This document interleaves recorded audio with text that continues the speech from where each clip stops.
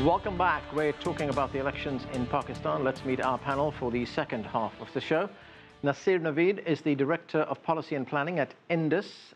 Sadanand Dhume is a resident fellow at the American Enterprise Institute.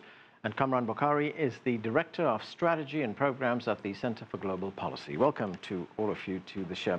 Nasir, let me start with you. I was talking with the ambassador just now, and we were talking about the fact that the PML, the Pakistan Muslim League, has rejected the outcome of this election. Could this spiral into violence? Is there a problem here? We'll have to see that where it will unfold in the coming couple of days. Like right now, Chief Election Commissioner is having a press conference, and he is explaining the reasons why elections are being delayed. So to accuse that there has been rigging, it would be premature. Like time should be given to a Chief Election Commissioner and Election Commission member and the system to let them explain in a couple of days. Then picture would be clear in a better way. Were there any surprises for you in this election? Yes, I was hoping that PML-N would perform a little better, but they disappointed me, and I was expecting that PTI will form the government both in Punjab and in the center. So they are doing so, hopefully. Kamran, looking at the results that we know so far, projections point to a hung parliament. This could lead to a coalition government. Given the issues that Pakistan faces right now, formidable issues that the country faces right now, is that a good thing? No, it's never a good thing to have a coalition government. You're at the mercy, even if you are the leading party, you're at the mercy of junior partners. They're always demanding things, and when they don't get their way, they twist your arm. But in this case, it's far more than that. There has been establishment support for the PTI. I mean, this has been in the papers. It's one of those open secrets. People don't want to admit it, but it's there. So now we'll see Imran Khan and his PTI run into problems with the same establishment once they get down to governance and policy making. So there's going to be a big challenge once they get into government. Absolutely. It's going to be relatively easy when they'll look back at winning the election. They'll say that was a piece of cake. Right. Now comes the hard part. Sadanand, Imran Khan has been very critical of former Prime Minister Nawaz Sharif for his outreach to India. How important is it for India on who becomes Prime Minister? It's certainly important. I think that in Nawaz Sharif, if you were a believer in the India and Pakistan relationship being improved, particularly through trade and economic relations, Nawaz Sharif was probably the Pakistani politician who stood for that most strongly. Imran Khan is not necessarily hostile to India, but he's seen very much as a creature of the Pakistan army.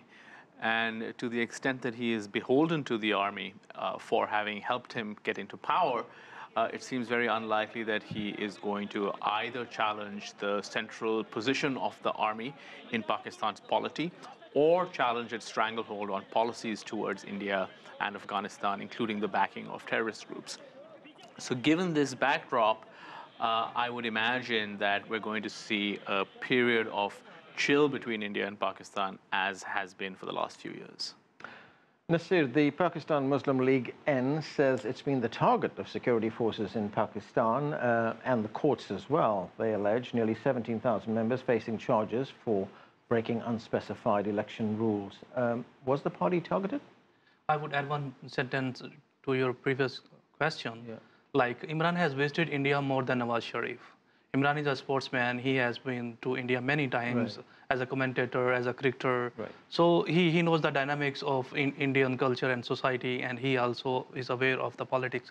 So I think that the least we can expect from him, he can start a cricket series between India and Pakistan, and that will help in normalizing the relationship. And I hope that he will do something like this. So back to your question. PML-N accused, there are cases against their party members and their workers. So why they didn't raise this issue until morning? Like when they found that they are losing all their seats, then they decided, yes, we should raise these issues. They should have raised these issues well before. Like Shehbaz Sharif, who was leading the campaign and who is the president of their party, he was okay with everything, and he was hopeful that their party will win, at least in Punjab, and they would be in a position to form a government in that province. Once they have once they have seen the results and they found that they won't be able to form a government in Punjab, and now they are like accusing all other like security establishment, election commission, even some are like accusing media members. So like it doesn't make any sense. Can I just jump in? Because I think it's important here to distinguish between two different kinds of allegations of rigging. One is what you're seeing come up today, which is stuff like polling agents from opposition parties being thrown out of booths, questions about possible ballot stuffing, and so on. And I agree with Nasir that maybe those are perhaps exaggerated, though we're not certainly it's not certainly clear. But what is much more worrisome to me, and for which there is in fact a great deal of evidence, is that long before election day, the playing field was tilted in favor of Imran Khan and against Nawaz Sharif. So you have this anti-corruption investigation, which is a bit of a witch hunt. You have the fact that Nawaz Sharif and his daughter are languishing in jail right now. You have the fact that the army, by all accounts, by all credible accounts, decided that it would go after this party. You have the fact that many people were, they say, either coerced or otherwise nudged to jump from his party to Imran Khan. That's the kind of thing that raises questions of legitimacy. And if we're talking about how legitimate this election is, that should be the focus as opposed to what happened today on Wednesday. Kamran, to what extent is the Pakistani military the power broker in the country? Two things. So first, it's not the power broker that it used to be. Yeah. The Musharraf era from 1999 to 2007 really weakened the military's hold. Plus, you know, there are other natural reasons why the army doesn't have the kind of control it used to have in past decades. Growth of population, the rise of social media. I mean, this is a new era that we're living in. And those old ways of security establishments trying to control a country just don't apply. That said, it's still the most coherent institution or actor or you know, sector within the state.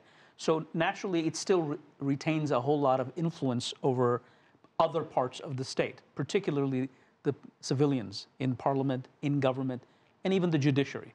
So I think we have to look at it from a holistic point of view. We can't just say that, oh, it's the military all over again.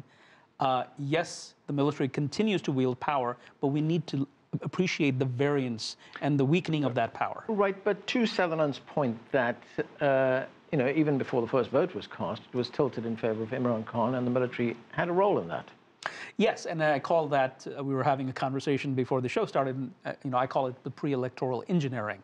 That's definitely there, and that is the sort of the modus operandi of the security establishment to influence the outcome through those various maneuvers in a time when, you know, good old-fashioned coups just aren't feasible. Right. I would disagree with Kamran over here. Like, it all boils down to the Panama Papers. Panama Papers were not issued in Pakistan. Corruption charges were not levied against Nawaz Sharif or his family by Pakistani or Pakistani media or someone in Pakistan. They were by international journalists. So they were investigated. Even there is a committee within the UN that is investigating corruption against Nawaz Sharif. So it's like not only the Pakistani establishment that was engineering, although they like capitalized the situation, although they may have like some of their role, but you cannot blame them wholly that it's only them. So you're saying that he was largely responsible for his own downfall? Yes. Sadanand, you wrote a piece in the Wall Street Journal, very critical of Imran Khan. You said his probable victory would be a fixed match, and he would deepen the country's economic problems by creating an Islamic welfare state. Well, those are not my words. Those are Imran Khan's promises. I mean, he's been promising this idea of an Islamic welfare state, and you can understand why that sort of thing would be popular with voters. But the fact is that the Pakistani economy is not doing very well right now. The rupee has been sliding precipitously since late last year. Foreign exchange reserves are down. It's just there's been a lot of coverage about how the economy is not in good health. And under these circumstances, you have someone who comes along as a populist and basically says, I'm going to create a welfare state. Now, you know, anyone who thinks that, you know, Pakistan is going to turn into Denmark or Sweden overnight is smoking something quite strong. And beyond that, you have the fact that it's not clear what his economic program is. What Pakistan needs, in fact, is more free market reforms. It needs trade with India. It's not clear that PTI stands for those things. And so I'm a little bit worried about the direction in which they're going to take the economy. Do you agree, Nasir, that Imran Khan has overpromised and he's going to be under-delivering? It is mostly politicians. They usually do this. And if we look his history and his track record in the province of Khyber Pakhtunkhwa, he has done some good things. Like he has planted 1 billion trees, and he has reformed some schools, he has reformed police, he has reformed health system. So he has made some progress in developing some system and delivering some of his promises. And hopefully, may not be 100%, but even 30, 40, even 50% promises would be delivered. Kamran, what's your view on that? Well, I mean, I think that clearly he has promised everything under the sun to anybody, because at this point he needed the votes of a disparate array of actors. Yeah. So whoever, depending on their ideology, their demands, he said, I'm going to give that to you. So that's just standard operating procedure for populist politicians anywhere. It's kind of like Trump. But I think that his hands are far more tied than that of Trump. So there's not a real one-to-one correspondence there. Policy making in the arena of foreign policy and national security is not going to be his domain. Yeah. And he's going to have to turn the economy around.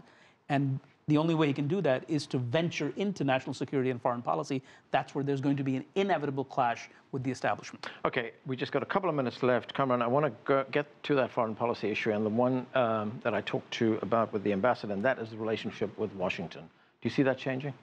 I don't think so, because unless Imran Khan has the ability and the power and the influence to alter that policy, which I don't see, because far more established political forces like Nawaz Sharif and the Pakistan People's Party in the past could not wrest control of that from the establishment. I don't see him doing that either.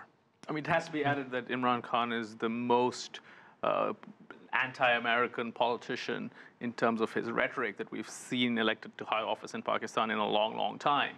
For example, he blames the terrorism problem on America, and he criticizes past Pakistani governments of, to use his words, having been slaves to America. So it's certainly true that he will not wield real foreign policy and national security policy power, but that kind of rhetoric I do not think will be helpful for the US-Pakistan relationship. If he doesn't do it, Sadanand, who does it for Pakistan? Is it going to be the military? Does what? That wields foreign policy? Yes, traditionally they have, and they will probably continue to do so. Nasir, do you agree with what you've just heard? Do you think that there's going to be no progress on changing the relationship with the United States? There will be a progress, although the progress may be slow, but there will be a progress, because Pakistan and the US will have to move forward in solving the problem of Afghanistan and terrorism and Taliban and all these things. And there are some news that there are some talks between Taliban and US government. So Pakistan Army and Imran Khan both. Of course, Pakistan Army would have its role in decision making, especially in foreign policy and its relationship with the US. But ice would be melted, and I hope that in the near future we will see there will be talks and visitors from both sides, and they will start some level of cooperation. Kamran, in the whole scale of priorities for the government that's going to be coming in, what's the top priority? The economy. I mean, most people, if you look at those who are against corruption, those who don't like the way, you know, the unemployment, the fall of the rupee, just the entire economy in a state of disarray, they've brought Imran, they've voted for Imran, hoping that he will deliver on that. Now, some people are true believers. They will say, yeah, he's going to turn things around, just wait. There are others who are very skeptical. And those skeptical people are going to withdraw their support because he won't be able to turn the economy around. See, when you promise change at the pace that he has promised, you're setting yourself up for failure and disappointing your own supporters. And that's where we're going to have to leave it. Thanks to all of you for being with us. That's it for this edition of The Heat. I'm Anand Naidu in Washington, D.C. Thanks for being with us.